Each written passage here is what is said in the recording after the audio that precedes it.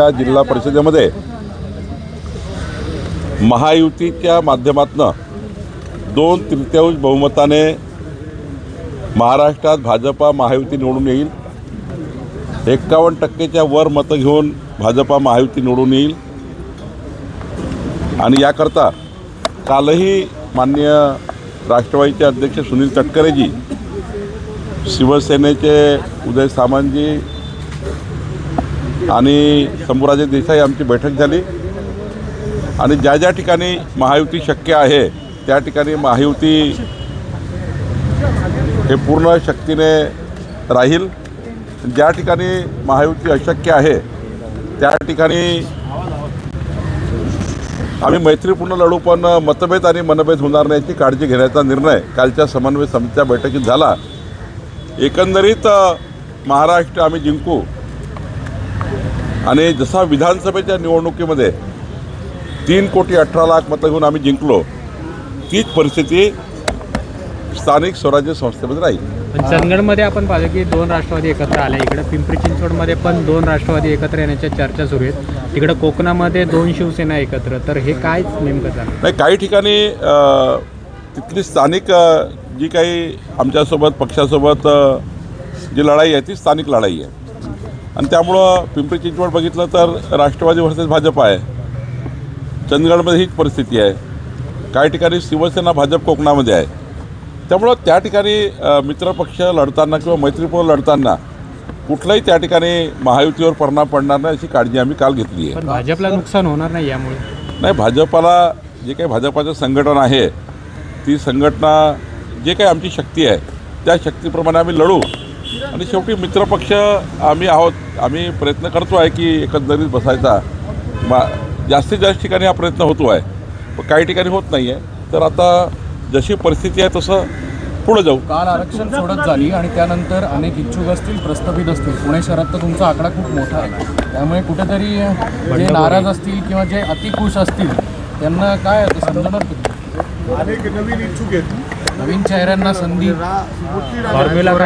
Formula काय यावर्षी? Formula एकच आहे, जनतेच्या मनात ज्याला नगरसेवक म्हणून मान्यता आहे, जनतेच्या मनात ज्याला मान्यता आहे त्यालाच तिकीट मिळणार आहे। एक चांगल्या पद्धतीचं सर्वेक्षण आम्ही चालू केलेलं आहे आणि सर्वेक्षणाच्या माध्यमातून काय मेरिट काय डिसमेरिट आहे शेवटी काही अंदाज घ्यावे लागतात, ते अंदाज घेऊन आम्ही पुढे जाणार आहोत। ड्रग्ज प्रकरणातल्या एका आरोपीला तुम्ही भाजपात प्रवेश दिला असा एक आरोप होतोय तुळजापूरमध्ये। असं आहे की पूर्वाश्रमीच्या काही हिस्ट्रीमध्ये काही एखादा गुन्हा दाखल झाला तर मग त्या गुन्ह्यातनं काही शिक्षा झाली का? गुन्ह्यातनं शिक्षा होणे याला खऱ्या अर्थाने तो आरोपी आहे, तो दोषी आहे वगैरे। FIR एखाद्या वेळी झाला, FIR झाल्यानंतर त्या ठिकाणी दोषमुक्त झाला असेल किंवा त्या ठिकाणी कोर्टाने काही त्याला सजा दिली नसेल तोपर्यंत आपण साधारणतः प्रत्येकाला एकमत द्यायचा अधिकार आहे, पक्षामध्ये त्या ठिकाणी काम करण्याचा अधिकार आहे। आणि त्यामुळे मला असं वाटतं की दोष असेल, कोर्टाने जर दोषी ठरवलं असेल तर आम्ही त्याचा नक्की विचार करतो। सुप्रिया सुळेंनी सर अंजली दमानिया यांनी आज पत्रकार परिषद घेतली, त्यांचं म्हणणं की जलसिंचन घोटाळ्याप्रमाणे याच्यात देखील सत्तेचा गैरवापर झाल्याचं दिसतं। काल अंजली दमानियाजी माझ्याशी येऊन भेटल्या, त्यांच्यासोबत शिष्टमंडळी होतं, मी चर्चा केली। त्यांनाही सांगितलं की आमची ACS विकास खारगे यांच्या अध्यक्षतेखाली समिती आहे, तुम्हाला वाटलं तर काही ACS समितीसमोर आपलं मत मांडता येईल। आणि त्यांनी मान्य केलं की आम्ही मत मांडू, आमचं त्या ठिकाणी पुरावे ते मांडू। आणि त्यामुळं खऱ्या अर्थाने बघ आपला पुढच्या 1 महिन्यामध्ये रिपोर्ट येणार आहे। महिन्याभराचा रिपोर्ट आल्यानंतर याच्यामध्ये कोणत्या कोणत्या अधिकाऱ्यांनी काय काय केलं आहे, शेवटी जे अधिकारी सकृतदर्शनी आम्हाला दिसले आहेत, तहसीलदार आहेत, IGRचा एक मुद्रांक अधिकारी आहेत, त्यांना आम्ही गुन्हे दाखल केले, निलंबन केलं, पुढेही कारवाई करू। आमच्या विभागाचे अजून काही अधिकारी याच्यामध्ये इन्व्हॉल्व असतील तेही घरी जातील, ते काही नोकरीत राहणार नाही।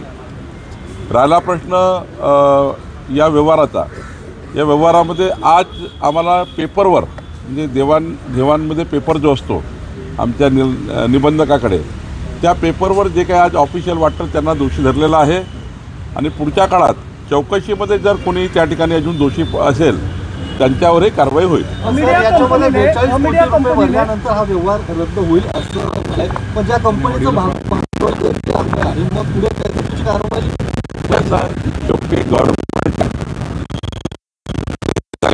मला ते असं वाटतं की 42 कोटी किंवा ती चौकशी समिती तपासेल की 42 कोटीची नोटीस दिली जो सरकारी जागेचा व्यवहार आहे. शेवटी जेव्हा एखादी नोटीस आपण देतो तेव्हा सरकारी जागेचा व्यवहार जो आहे तो या नोटीसमधनं जे काही 42 कोटी येणार आहे ते नेमके कशाचे आहे हे मला तपासावं लागेल. कारण आपण व्यवहार रद्द करतो आहे.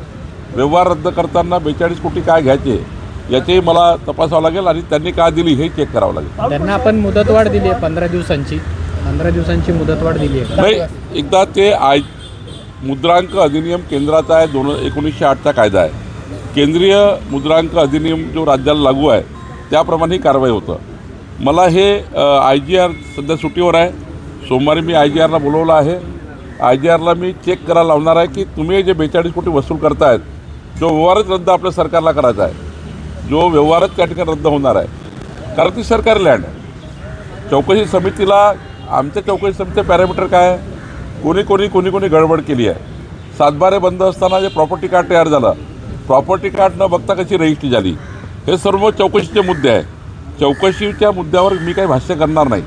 पण मात्र IGR आल्यावर मी हे चेक करेल की 42 कोटीची नोटीस दिली आहे, ती नोटीस व्यवहार रद्द करायचा आहे तरी नोटीस का दिली हे चेक करावं लागेल. त्यांच्याकडे IGRचा जो अधिनियम आहे त्या अधिनियमात दिली असेल तर मग पुढे जाऊ.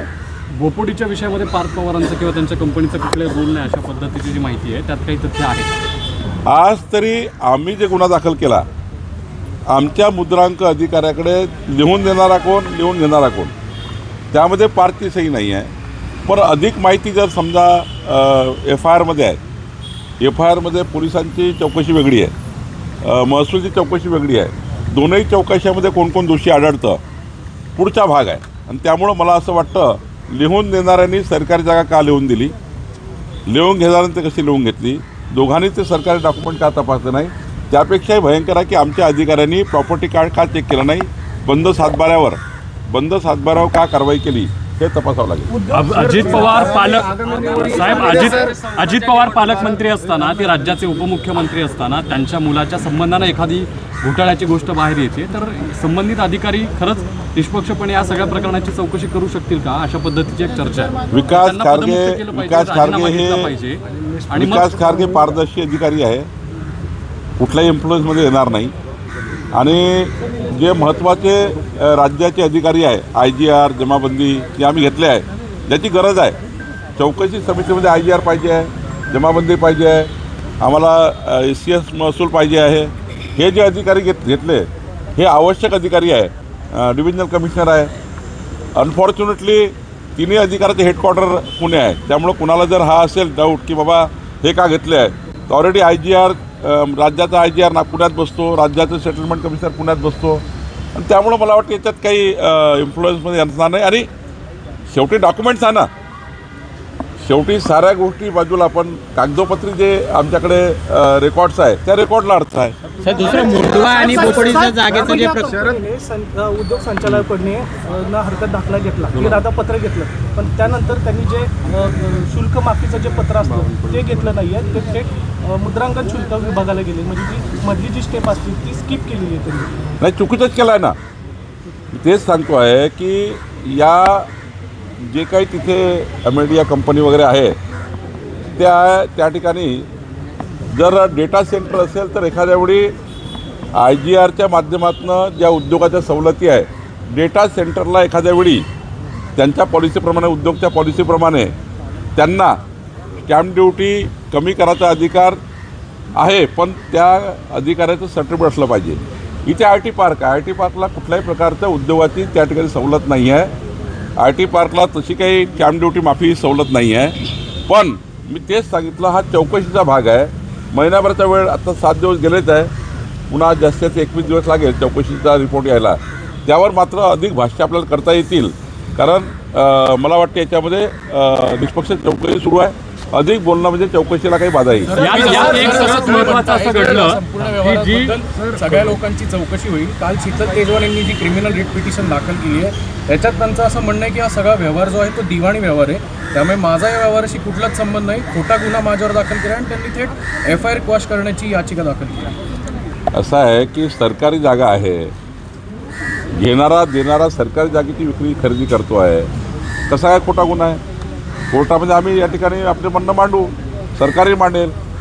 म्हणजे प्रायव्हेट प्रॉपर्टी आहेत का, गव्हर्नमेंट प्रॉपर्टी आहे. गव्हर्नमेंट प्रॉपर्टीची खरेदी विक्री करताना तुम्ही सह्या केल्या तिकडे मुद्रांकाकडे जाऊन, आणि त्यामुळं तुम्ही त्यातून सुटू शकत नाही. जी मुद्रांक शुल्क भरलं नाही म्हणून FIR झाली, पण मूळ सरकारी जमिनीच्या संबंधानं जमिनीची खरेदी विक्री झाली, त्यात कुठल्याही पद्धतीचा मूळ प्रकरणात गुन्हा दाखल झाला. तेच मी सांगतो आहे की सरकारी प्रॉपर्टी खरेदी विक्री आहे, आणि जे काही जुने डॉक्युमेंट लावले ते चुकीचे लावले आहेत, आणि त्यामुळं तोच खरा मुद्दा आहे.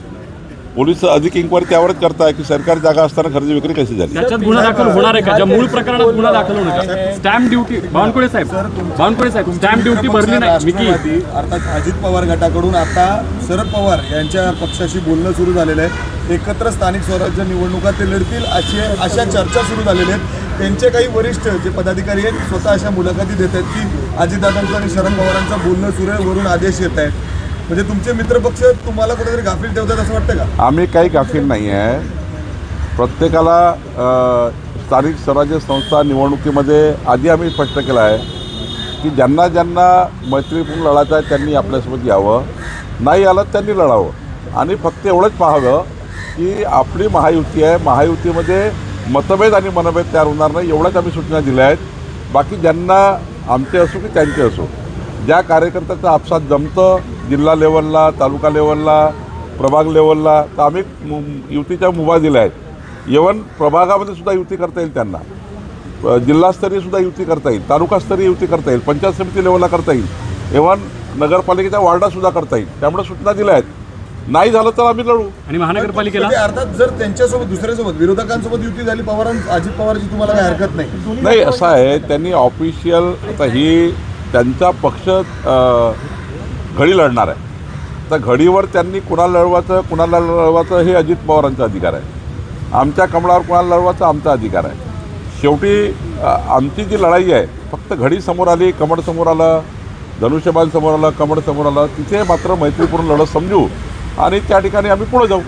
दिल्लीतला एक प्रश्न जो स्फोट झाला, या सगळ्या लक्ष्यस्थानी राम मंदिर होतं अशा पद्धतीची चर्चा, नवीन माहिती समोर येते, तर त्याबद्दल काय? तेच सांगतो की इतक्या मोठ्या प्रमाणावर जेव्हा स्फोटक बरामद झाले तेव्हा ते कुठे काय करणार होते याची माहिती आता केंद्रीय यंत्रणेला असेल, त्यामुळं योग्य वेळी त्याचं उत्तर मिळेल. पण ही गोष्ट खरी आहे की आज ज्या पद्धतीचा प्लॅन त्यांनी केला होता तो प्लॅन केंद्र सरकारने त्या ठिकाणी हुडकून लावला.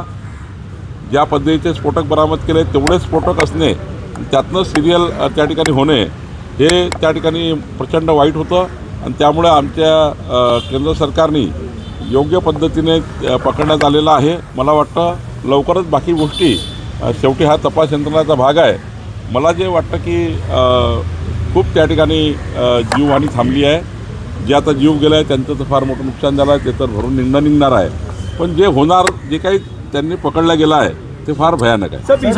बिहार निवडणुकांचा exit poll एनडीए की तरफ है, लेकिन कुछ है जो महागठबंधन को भी जा रहे हैं. कैसे देख रहे हैं एग्जिट पोल्स के? देखिए, वहाँ की जनता